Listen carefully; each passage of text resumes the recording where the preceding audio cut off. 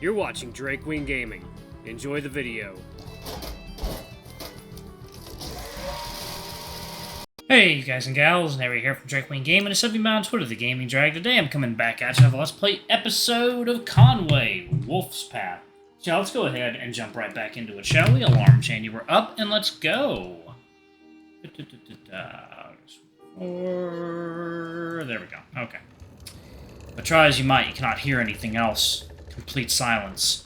Only broken when the door suddenly opens and you immediately pull your head away from the wall. Arthur emerges without sparing you a single glance. In an instant, he turns the corner briskly and disappears up the stairs. Sir? You want to slap yourself for speaking up, but to your relief, he doesn't appear to be paying you any attention. Once he's out of sight on the deck above, you push yourself to your feet and approach the door with cautious steps. Afraid to peek past the barrier of the wall, you will yourself to do it and come face to face with Regia. Her expression relaxes as she notices you, and she slowly sits down on the bed behind her. Where's he going? I see him up to his cabin to reflect, hopefully. I don't have to follow him, do I? She shakes her head. You go back into the cabin and softly let the door slide into its lock. I suppose I owe you my thanks for saving me from a few scars across my back. Despite your exchange, Regia appears distant, not focusing on your words. Though I probably should... I'm sorry? I should follow him. She jumps up from the bed and rushes out the door. And just like that, you're alone again. What a close call. Whatever she did looks to have saved your ass. You listen to her footsteps rattle the wood as she hurries to the deck above. Once she's out of earshot, you realize that you probably have no business being in this room without her. A slow step takes you to the door and allows you to peek through it. A mostly empty corridor, barely a soul in sight. And suddenly the surroundings feel so quiet. A stern voice directed at you. You probably should leave, but... do you? Or you take the bottle of wine? No, I don't want to be a dickhead. I steal something that is indeed going to come back to bite me. Yeah, so... leave the room. Another step takes you out the door. Without the key to lock it, you pull it shut until it clicks into place. You glance down both sides of the corridor, but a few people are down here. Those who are don't seem to be paying any attention to you.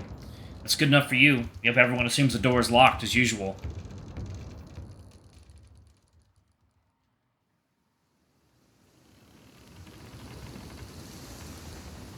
I can't, Torres. You say in an almost whispered voice, barely audible over the howling wind. I'm trying to be on my best behavior, and the first mate will chew me out again if he comes by. Come on, just give it a little pat on the head. What? There's no way I'm going near that thing. Don't you see how massive it is? So, big birds give you the flutter. Big birds flutters. Big birds that are prone to attack me, yes. You eye the beast warily. It's hunched over, with its wings tucked tightly to its body and its beak open menacingly, sending a hiss in your direction. You step back to put some distance between you and the bird, only to have the bird follow you aggressively. With feline quickness, you spring back as it moves and leap to safety. Ah, shit! What even is this thing anyway? Why are you asking me? You look like an expert. An expert on birds? Yeah. Yeah, you do. It's an osprey. Must have gotten caught in the storm, perhaps.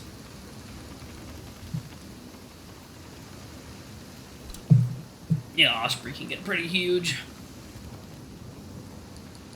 Certainly looks tired. Torres kneels down carefully, raindrops dripping from the brim of his hat. He tips his head to the side to inspect the osprey further. Probably been fighting it for a while. Poor lad. Lad? Can you tell? No, I'm just guessing. Could be a lass for all I know. Somehow that's even stranger now that I think about it. You really can't tell? You watch Torres' wet feathers shift as you earn a puzzled look from him. Shouldn't have asked, should I? I'd prefer it if you hadn't. Unless you want an in-depth anatomy lesson right now. I can do without. So, you know, never mind. I think I should go back and get back to work anyway. Yo, catch! You turn your attention to Samuel's voice just in time to reflexively catch the blurry object he had hurled your way. Whatever it is, it lands wetly in your paw and begins to drip oil down your wrist. Nicely done. An old fish?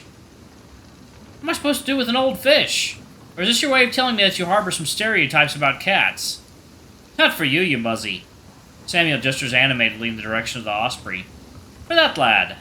You're looking at the osprey, who watches the fish with curiosity, but remains aggressive towards anything that comes near. For him? You have to be kidding! Sure, I'll hand it the fish and my whole paw right with it. I'm sure he'll appreciate the extra serving of delicious cat. You sure will if you keep screaming at him. Yeah, I have to be calm. Look how scared it is. The osprey huddles down, feathers puffing as it lets out another angry scream. I'll tell you what. 2 days' pay if you can feed it. Just throwing the fish doesn't count. You have to feed it. Calmly, from your hand or something. Samuel holds out his hand and waits for you to shake on the bet. Days of your pay or mine? Yours, of course. Not worth it. For 2 officers' per day's pay, I might consider it. Might. Absolutely not. That's probably more than you make in a month. I'm not betting that much on such an easy task. Easy? I'd do it. Because you're you. You'd probably be able to sort of flock it with it if you tried. No, I'm not doing it for that little. But you think it's so easy, then you do it, Sam. You throw the fish back to Samuel with a casual flick of your wrist. He catches it effortlessly and tosses it in the air to do it once more. I'll do it. Easy.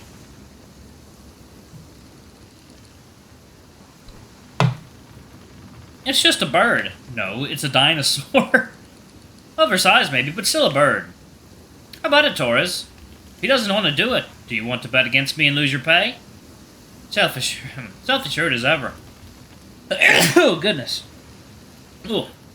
2 days? 2 days. Deal. He agrees with a clack of his beak. Sweet. Fortune favors the bold, as they say. How about not using your hands, Sam? Not that bold, Torres. How am I supposed to hold the fish if not with my hands? You have teeth, don't you? I do. Teeth along with eyes, which I value. I don't know if you've ever looked in a mirror. Never mind. We all know how hard it is to pull yourself away from one. Torres brings his hands up to adjust his soaked cravat. I hate to be rude, Sam. Someone on the ship has to look presentable. I look pretty fine, Torres. Thank you very much. Samuel replies with a short and sweet shake of the head. But anyway, teeth and eyes which are dangerously close together. See? Not so easy all of a sudden, is it, Mr. Oh, it's just a bird? I have to agree with the greenie. Sounds to me like you're chickening out, Sam. No. I just value my eyesight. Might go for your nose. Yeah, if anything, it would be an advantage to get rid of it. Just think, never having to endure the stench of the bilge ever again. Unless it doesn't, it blinds me instead. Not man enough, got it. Not man enough, got it. The elder Lynx joins you lot, arms crossed and a smirk playing on his lips. First daring the young lad to do it, but then being afraid of the little bird yourself. A little bird with talons the size of my fingers. You can always run to the surgeon if the little birdie gives you an ouchie. Samuel glares at Conrad and seems to be about to throw the fish at him. Oh, fuck off. Fine. I'll show you not man enough. Rather than throwing it, Samuel opens his lip and gently takes the fish between his teeth. Things I do for you guys. His voice comes out muffled as he speaks, careful not to drop the slippery thing. Just be careful, Sam. Careful. No need to. This'll be easy. He wants the stupid fish so it can have it. I sit back and watch a master at work. By now, more of the crew have gathered around the unusual guest. Samuel inches closer to the osprey, fish first, holding on to one of the lines for balance. His clothes cling soggily to his body, rainwater dripping from his hair and down along the etched crevices that the determined focus left on his face. Torres leans in close with a smile on his beak and lowers his voice as much as the noise of the storm will allow.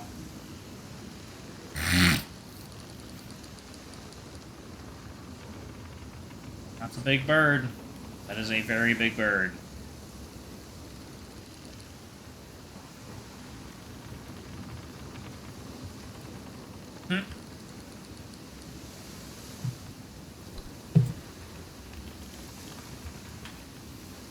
Watch this. This is going to be good. I have a feeling that something is going to go wrong. The thing is way too agitated. You know, that is the part where it gets good. There's no way Samuel isn't going to get chased away by it.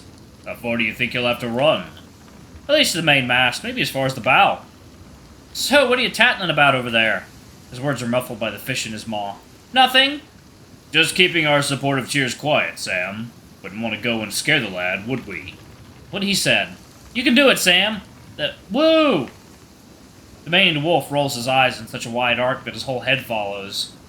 You have to concentrate over here. Keep your gob shut. Will do. I said shut! All of a sudden, you could hear a pin drop as everyone present quiets down to allow Samuel to gather his full focus. The only sound present being the steady patter of rain against the wooden planks. Looks like nobody wants to stoke Samuel's ire. Well, almost silent. Every now and then, someone's stifled laugh breaks through the noise of the rainfall. You watch with bated breath as he inches closer, the beast tipping its head to the side as it locks onto the fish's bobbing tail. Barely half a foot now. The line he's holding starts to lose its slack. If it goes any further, he'll have to let go. You start to get invested yourself, feeling your heartbeat quicken in your chest. Come on, just take it already. You will Samuel on with a quiet whisper that's completely drowned out by the ambient noise. Carefully, he lifts his palm from the planks to inch it forward a little more. His tail twitches at every suggestion of the bird moving. So much for being a master. Sam, you scaredy cat. Almost. Almost. Oh, shit! Feel something on your shoulder. Your feet leave the deck for a moment as you jolt up into the air. A hand, you now realize. Why on God's green earth would you... You snap around only to find the towering first mate behind you, water dripping from the tip of his snout. Oh, sir! I see that you and the others are taking it easy. Not him. Were it not for the rain weighing it down, your fur would stand on end immediately. My apologies, I was just about to get back to work. The group was just, blocking the Quiet, Mr. Kelly. Fuck. He turns on the spot, and with a short hand gesture urges you to follow. You do, after casting a last glance back at the others. Everyone seems too caught up to take note of your departure. Arthur leads you along the length of the ship until he finds a corner he deems secluded enough to talk. My sincerest apologies, sir. I was just curious about the commotion. They gathered around something, and I would have returned to my work immediately, sir. He assesses you for a moment. Stand up straight, recruit. This is no way to present yourself. Suddenly aware of your slumped posture, you square your shoulders and raise your chin, standing at attention. Better. This look suits you much more, Mr. Kelly. Thank you, sir. Even over the rain, you can hear the thrumming of your heartbeat in your ears. Alright, I'm going to go ahead and pause it right there. Thank you all so much for watching. Don't forget to like, comment, subscribe, ring that notification bell, and check out our Patreon or YouTube memberships if you can. It always helps. Anyway, I love you all, and I'll see y'all in the next video. Bye-bye!